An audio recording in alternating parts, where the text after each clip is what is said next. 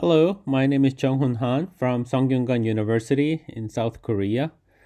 I'll be presenting work that have been done in collaboration over the past several years with my former postdoc Hyunyoung Lee, who recently got a professor position at Korea University, and Minoru Yamashita, who is an excellent experimentalist specializing in thermal measurements of various quantum materials these days, and also with Patrick Lee, who is sharing his time between MIT and Caltech lately. The title of my talk is Thermal Hall Effects in Quantum Paramagnets and Cuprates. And before I go on, I would like to thank the organizers for making it possible for me to give a talk here. It's really appreciated. Um, Let me begin by covering the obvious that there are two types of measurements one can do in metallic solids. One is done by applying a potential difference across the sample, the other one done by applying the temperature gradient. And depending on whether you measure the resulting electric current or heat current, and also whether the measurement is done at zero magnetic field or finite magnetic field, there are all these various different names associated with the first discovery of such effects. However, if you turn to insulating materials where electrons cannot move, cannot transport electricity nor heat, then we're left with a pretty limited selection of measurements, which is to apply the temperature gradient and try to measure the ensuing heat current in the perpendicular direction if some magnetic field is applied. In the past, this is called Righi-Leduc effect, or more commonly these days, it's simply known as the thermal Hall effect. And I will use the term thermal Hall effect throughout my own presentation. And before I go on, what I will not be talking about here is various aspects of thermal Hall effect in KTF paramagnets or phonon-driven thermal Hall effects, which are picking up quite a lot of heat these days. And I'll be focusing on things that I have some experience with, which are ordered magnets and 2D quantum paramagnets and cuprates and the thermal Hall phenomena they're in. So the thermal Hall effect in insulating ordered magnets is known to be driven by Magnons, which are small fluctuations of a magnetic moment. You quantize this orientation fluctuations of the magnetic moments and christen them as new quasi-particle, and depending on circumstances and materials, these quasi-particles follow a trajectory that is not always parallel to the temperature gradient, but sometimes orthogonal to it. And that's the thermal Hall effect. So as far as I know, this effect was predicted or proposed for the first time by Katsura, Nagaosa, and Lee in 2010. That's exactly 10 years ago. And the key idea behind their proposal was really a simple one, namely, if you have a Dzержinski-Moria interaction, then after performing appropriate Hostin-Primakov mapping, the DMI term becomes exactly like the flux term for electrons hopping on the lattice, and therefore the Hamiltonian for the Magnon is very much resembling the Hamiltonian for electrons that give rise to quantum Hall effect. Namely, there are finite Berry curvature for the Magnon bands rather than the electron bands, and therefore Hall effect must arise. At first, I vividly remember actually when I first heard this talk by Nagaosa 10 years ago, thinking that this effect cannot possibly take place in real nature because the prediction is so simple. And I was completely invalidated in the same year by this experiment from Tokura Group, who verified precisely such an effect in a ferromagnetic insulating material called ruthenium vanadium oxide. And not only was the effect observed, but the fit to the theoretical calculation by Katsura and Nagaosa was very good, even on a quantitative level. And there was no doubt that the effect was real. And before I go on, it's useful to keep in mind that the two-dimensional thermal Hall effect, pretty much like the two-dimensional quantum Hall effect, can be measured in terms of some fundamental units. So if you divide the thermal Hall conductivity in 2 dimensions by the temperature, has the same physical unit as the Boltzmann constant squared divided by the Planck constant. And what remains is this numerical constant whose size will determine how big a thermal Hall conductor a given material is. Okay, there are various other kinds of thermal response functions one can think about. And I know that recently there has been increasing interest in the induced spin current in response to the temperature gradient. However, due to lack of time and also my own expertise on this issue, I will be confining myself entirely to the energy current in response to the thermal gradient in this talk. So my own contribution to this field came when I was doing a sabbatical at MIT, when I had a chance encounter with Young Lee, who told me about his latest experiment on Kagome ferromagnetic insulator material called kappa 13 BDC, which has a Curie temperature of about 2 Kelvin and some amount of Jasinski-Moria interaction. The interesting thing about his data was that the thermal Hall signal persisted well above the Curie temperature, and I thought this effect is really not going to be captured very well by the conventional Magnon picture, and decided to jump in and do something about it. And my initial thinking was that since this is perhaps not entirely a Magnon-driven thing, I should go back and work directly with the spin model itself. And one of the first things that we realized was that if you try to do some response function calculation of thermal Hall conductivity, you first have to know how to write down the energy current operator. And when we derived that, what we found was this simple expression consisting of various spin chirality terms over the triangles, elementary triangles of the lattice. And the implication of this was that energy current correlation function, which is necessary to derive the thermal Hall conductivity, is like calculating the spin chirality correlation function, which is known to play an important role in the investigation of quantum spin liquid phenomena. However, it turns out to be pretty hard to evaluate all the terms in the response function entirely in the spin language, because we don't really know how to write down all the excited states of the spin Hamiltonian. So we had to rely on some approximation scheme to make the calculation tractable.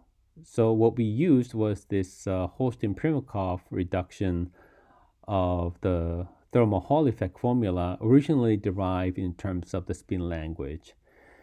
And when we did that and produced this curve of the thermal Hall conductivity versus the applied magnetic field, The shape of the curve, including the sign change, seemed to be quite reminiscent of the actual experimental data shown on the right. And not only that, even the size of the predicted value of kappa xy in terms of this fundamental units, which turned out to be about zero point 0.1, seems to match with the size of the signal measured in the actual experiment after using the appropriate material parameters. So we were reasonably satisfied with the outcome. And then by chance, I was able to get in touch with Yamashita Group through my postdoc, Hyunyoung Lee, and he told me about this interesting experiment that has just been done in his group in Japan. And he was looking at this proverbial quantum spin liquid material in the Capella site, which is has a Kagome layer of copper spins. And the key difference from the previous situation was that the spin exchange is now antiferromagnetic. And there's supposed to be no long-range magnetic order, although in the real material there is a magnetic order at a pretty low temperature. Again, the thermal Hall effect was observed high above such a null temperature, and the hope was that one could use some theory to explain the findings.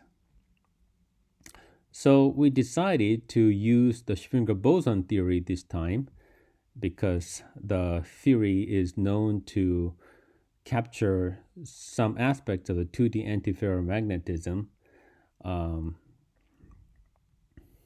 So this may be a kind of a urban legend that Schrödinger boson mean field theory works without people really knowing why it works. And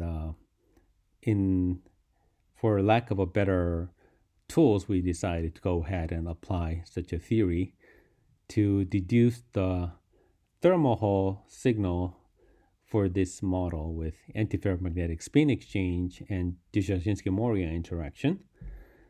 And one of the interesting findings that we made in this work, published in collaboration with experimentalists, was that you can really think of this thermal Hall conductivity formula in terms of some scaling picture.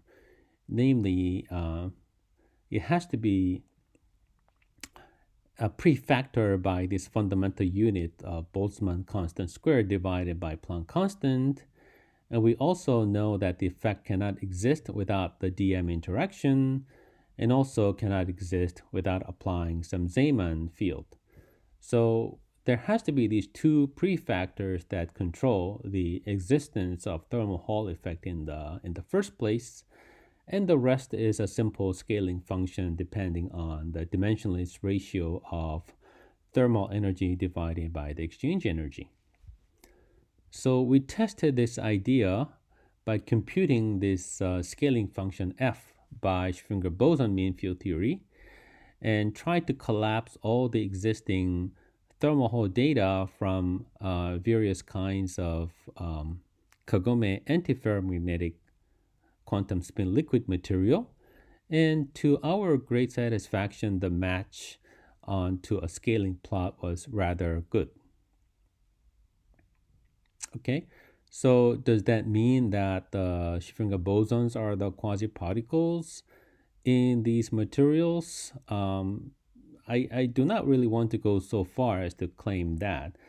My own approach is that we are just able to use this Schrödinger boson technique as a calculation tool and somehow fit the data rather well.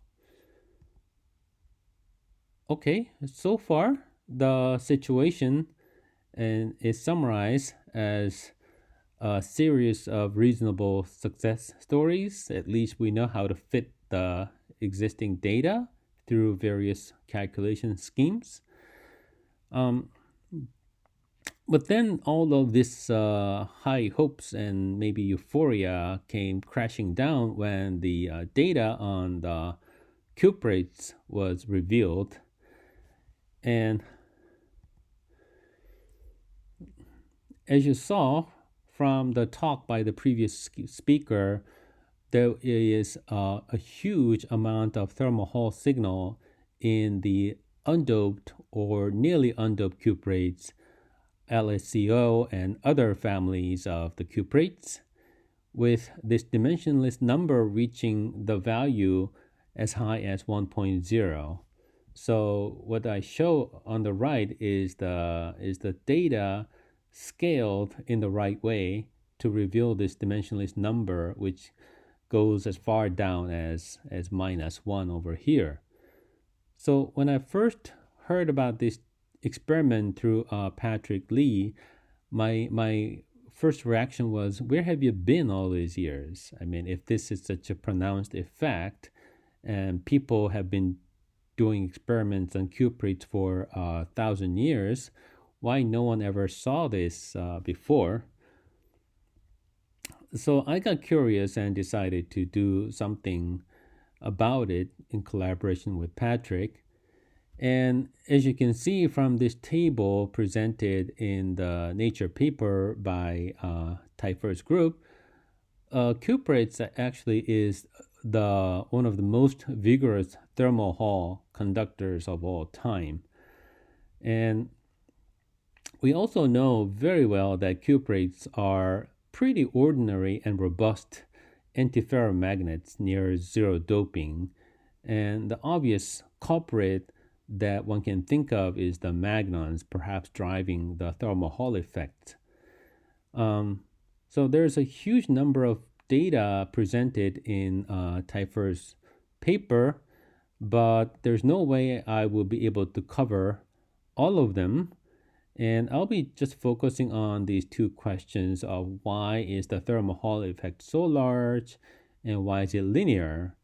And as a theorist, I was very, very pleased and excited by this linear increase of the thermal Hall effect with the magnetic field, because if you do the theory in the right way, such linear behavior should be rather easy to predict.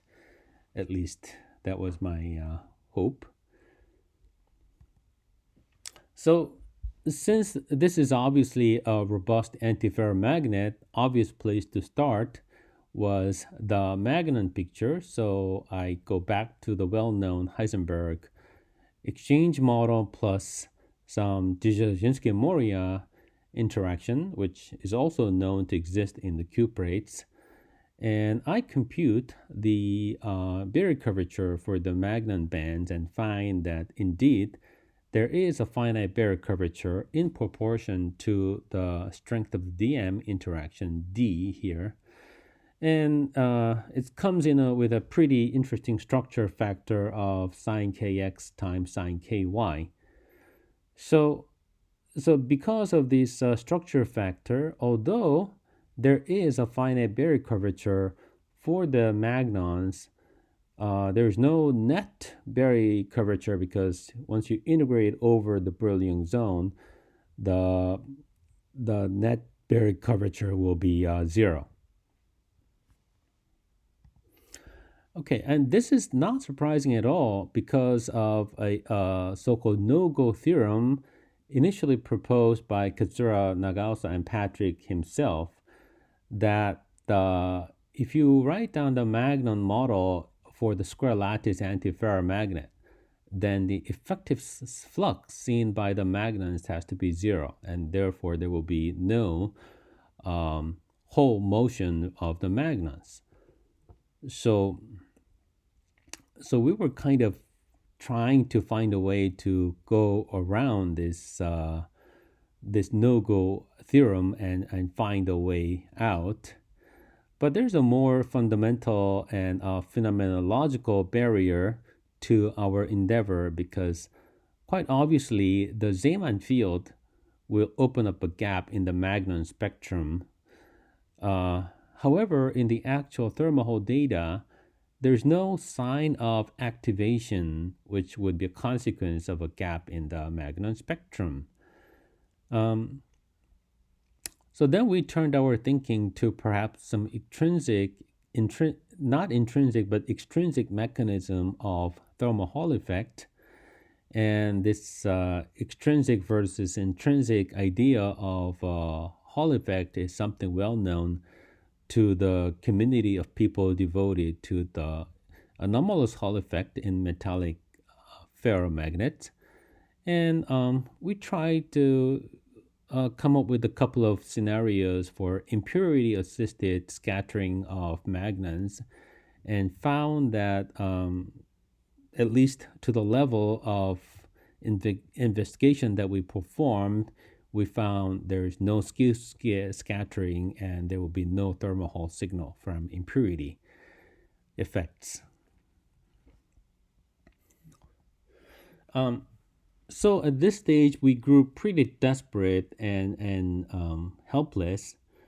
But then it occurred to me that if we could just somehow bring the genie out, namely the spin-ons, then perhaps there is a way around this whole conundrum. Because spin-ons, if we assume them to be fermions, can have Fermi surfaces and support gapless excitations, which do not gap out by the magnetic field. So we simply cook up a model which is like two copies of the Haldane model with opposite Berry fluxes. So this would be just like writing down the model for spin Hall effect, but for spin-ons rather than electrons. And also for those of you who are knowledgeable enough to remember the history of high TC theory, this is slight tweak on the well-known pi flux model or the model proposed by Teddy Hsu from the 90s. And the tweak is to introduce opposing effective fluxes for the up and down spins of the spin-on species. Now, because of the opposite Berry fluxes, when there's no external magnetic field, the total response function is zero because of the cancellation. However, the cancellation will be made imperfect under the magnetic field because the energy levels of the upspins and downspins will shift in opposite directions and therefore lead to imperfect cancellations. So in this scheme, it's almost automatically guaranteed that there will be a signal proportional to the magnetic field. It's just by design. And then we use this thermal Hall effect formula for fermions written down in Chen newspaper and probably in a number of other papers as well. To compute the thermal Hall conductivity for our spin-on model, and when we make various plots of this thermal Hall conductivity versus magnetic field or temperature, indeed the result looked pretty similar to the one produced by experimentalists in both qualitative and even quantitative ways. Does that imply, though, that what we always believed to be a conventional antiferromagnet in the undoped cuprate is in fact being flooded by these spin-ons? That question is something that I'm not perfectly ready to answer. What we do, I think it's better to be viewed as just an attempt to fit the data with a model that is not entirely out of the blue. Okay, however, I do want to comment on some physics behind this model that we constructed. So based on this spin-on model, we can compute the spin chirality.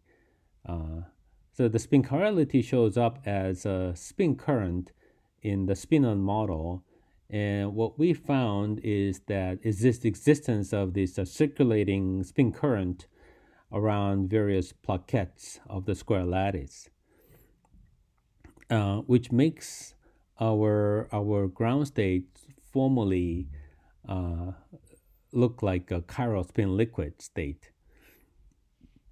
And therefore, the natural question is whether the spin chirality plays a role, even a dominant role, in creating thermal Hall response in the cuprates. And actually, the existence of this sort of spin chirality term was well documented theoretically by various calculations done in the 90s, and also by Maturynich in a decade later. However, when we took their calculations and tried to compute the coefficients of these terms, it turned out to be about 0.1% of the exchange energy, assuming a 10 Tesla magnetic field. And that seems to be a rather small term to play a dominant role in the actual transport. So again, our investigation got somewhat stuck at that point. So anyway, in summary, by now I think it's safe to say that Magnon-driven thermal Hall effect in ferromagnetic materials is well understood.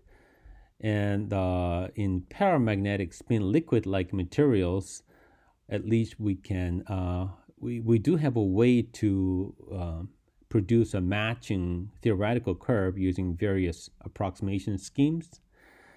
However, the true many-body calculation of the thermal Hall effect based on the honest spin operator language is desirable but completely lacking at the moment. And I would like to conclude by just introducing the fact that there are other ideas by Danghai Li and Tao Li, and also by the following speaker that you might want to pay attention to. Okay, with that, let me conclude my talk and thank you for listening.